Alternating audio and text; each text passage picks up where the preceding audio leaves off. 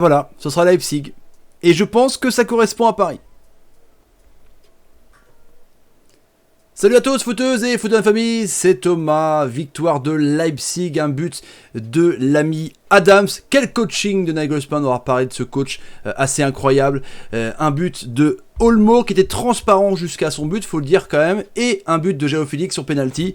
Les frérots, donc ce sera mardi PSG Leipzig ou Leipzig PSG, on s'en fout de toute façon. Donc je pense que à choisir entre l'ATM et Leipzig, il fallait choisir les Allemands parce que le jeu un peu plus quand même sexy que l'Atlético Madrid. Les Cochoneros jouent d'une façon tellement dégueulasse que le football a parlé, mais c'est plus prenable pour Paris, les amis. Mais d'abord, Bombardella Bardalek, ça vaut combien, les amis, cette qualif de Leipzig? Combien ça vaut pour les Parisiens? Dites-moi cette qualification allemande. Et le bouton rouge abonné et la cloche pour ne rater aucune vidéo. Merci encore une fois pour les 1500 personnes tout à l'heure. C'était ouf, le live. La vidéo est sponsorisée par OneFootball, première application mondiale de football gratuite et téléchargeable sur iOS et Android. Le lien en description ici. On va commencer comme d'habitude par un article de OneFoot, les amis, avec Leipzig bat l'Atlético et jouera Paris en demi. Tout le monde parle de ça, l'équipe RMC, OneFootball, c'était la focalisation un petit peu à la française de se dire on s'en fout du résultat, on s'en fout comment ça joue, on veut savoir, on veut connaître l'adversaire de mardi pour le PSG. Et comme je disais, le moins dégueulasse à parler, c'est une équipe franchement qui joue bien avec des principes de jeu et de la possession, même s'il n'y a pas eu beaucoup. Elle est intéressante offensivement, on va parler d'Nkunku, mais sans Werner, je me disais quand même, ça va être compliqué pour marquer des buts. Mais on a vu un super Sabitzer, on a vu un superbe Poulsen, on a vu un énorme Christopher Nkunku. J'espère que la malédiction parisienne qui a l'air d'être passée ne fera pas que ce sera un ancien Parisien un peu mis dehors, enfin mis dehors, il voulait un petit peu plus de temps de jeu, qui crucifiera le Paris Saint-Germain. Je ne pense pas en tout cas. Merci Lucas Ibord pour ton superbe article. Nagelsmann. Hier, on a vu Gasperini, il y a une grosse différence d'âge, mais là, c'est un petit peu d'entraîneur à la Ajax Amsterdam. C'est un petit peu l'épopée, pareil. C'est historique pour eux, ils sont dans les carrés, ils vont peut-être rejoindre Bayern, Barça, Lyon ou City, et là, ils vont rencontrer Paris. C'était pas gagné, parce que l'Atlético Madrid avait battu Liverpool, on s'en souvient, à Anfield. Le plan était parfait, dégueulasse, l'autobus, des coups. Diego Costa, c'est vraiment une garce de ouf. On a vu des simulations de Lodi. Ils savaient plus quoi faire, les joueurs d'Atlético Madrid, jusqu'à l'entrée de João Félix. Alors franchement, tu mets Lemar sur le banc, João Félix, Morata sur le banc, avec un Llorente qui a rien fait, qui a été meilleur un petit peu au milieu de terrain, mais tu démarres avec deux armes offensives, du moins Morata et Félix sur le banc. Tu comprends pas pourquoi pas mettre tes joueurs les plus techniques quand tu sais que ça peut rencontre. Quand Félix est rentré, c'est le même effet qu'Mbappé hier, il a été monstrueux. Il a été monstrueux, la preuve, il a provoqué un penalty un petit peu débile de l'ami Klosterman. Mais voilà, avant, il y a quand même eu une tête décroisée magnifique de l'ami Olmo sur un superbe service de Sabitzer, parce que l'ami Oblak était parfait avec son mur de parpaing là. En fait, t'as Oblak, chef de chantier, il dit à Sevic et Jiménez et Lodi et Trippier de faire « vous bougez pas les amis ». Première mi-temps, les 4 défenseurs avaient 7. Vous vous rendez compte quand même, ils avaient éteint Leipzig jusqu'à ce but, et après... La fatigue étant que te manger des coups, manger des murs, et même du sang entre deux joueurs, entre Savic et Klosterman, Alstenberg, ils se sont un petit peu, voilà, ils ont rigolé, mais les coups se font que un entraîneur comme ça, pareil pour lui, hein, est peut-être plus facile pour lui de jouer contre Paris. Je pense en tout cas, quand on joue contre l'ATM. De toute façon, l'ATM, c'est insupportable à jouer. Donc Leipzig pour le PSG.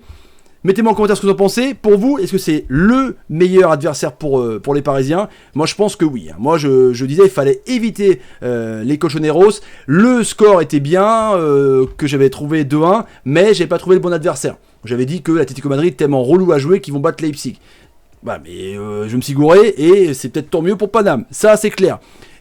Neymar, dans un jeu contre l'Atlético Madrid, lui qui a joué à Barcelone, il se serait fait découper les jambes par les Coquet, par les Herrera qui étaient transparents d'ailleurs au milieu de terrain. On a vu un bon Carrasco, on a vu un absent Costa qui a fait une faute sur un exceptionnel Upamecano. Là aussi les amis, pour l'équipe de France, on tient un gros génie. Hein. Franchement, Upamecano, c'est du presque goth. Hein. À 21 balais, le mec c'est un rock de ouf. Franchement, gueudin. D'ailleurs, je reviens un petit peu sur la vidéo hier, le débrief, à chaud. J'ai gueulé, j'étais très dur par rapport à Kipembe, je m'en excuse. Je me suis focalisé sur le but avec Zapata. Voilà, il s'est un petit peu trop engagé pour moi, un petit peu mal, mais il n'y a pas que lui derrière. Bernat aussi a laissé Pasalic tout seul pour armer. Bref, voilà, j'étais dur avec Kipembe, je l'ai dit en post-communauté, les amis. Nkunku, parlons-en, il a régalé de ouf. Honnêtement, avec un très très bon Angelino, ça combinait bien sur le côté gauche. Franchement, je ne voyais pas Nkunku à ce niveau-là, quoi. À Paris, il jouait des bouts de match. C'est vrai qu'il a du potentiel, c'est un détonateur, mais c'est aussi un organisateur de ouf. Hein. Franchement, en vision meneur de jeu, c'est assez incroyable. Il a un QI football que les Jiménez et Savic, ils avaient du mal. Au milieu de terrain, pareil, Torreira était bidon. Heureusement que Salonigas était là, encore il s'est énervé, Saoul. Mais Nkunku, les amis, c'est devenu un très bon joueur de Bundesliga, à l'image de Moussa Diaby, avec le Bayer Leverkusen. Bon, JKA et Jean-Kevin Augustin a un petit peu disparu de la circulation, mais quand même Nkunku, c'est du lourd, les amis. Dites-moi en commentaire ce que vous en pensez sur Nkunku. Et donc ce but à la fin, alors que Leipzig se mangeait des rafales par l'Atlético Madrid, le plan parfait, tu sais, le boxeur qu'attend à la Ali, il place un uppercut pour égaliser, et après il termine parce que t'es crevé à te prendre des murs tout le temps, t'as des bosses partout, tu vois. Et là, Adams, super coaching de Nagelsmann, il remplace Olmo, je crois, ou Nkunku, et bim, paf. C'est vraiment un but de chat quand même. C'est contré. Oblak prendre un but comme ça. Oblak est un des meilleurs gardiens du monde. Mais c'est comme ça, il s'est incliné sur une belle tête de Olmo et un tir un petit peu cuté. Mais c'est mérité à force de défendre, à force de rester derrière, même s'ils ont eu pour une fois dans les 45% de possession de balle quand João Félix est rentré.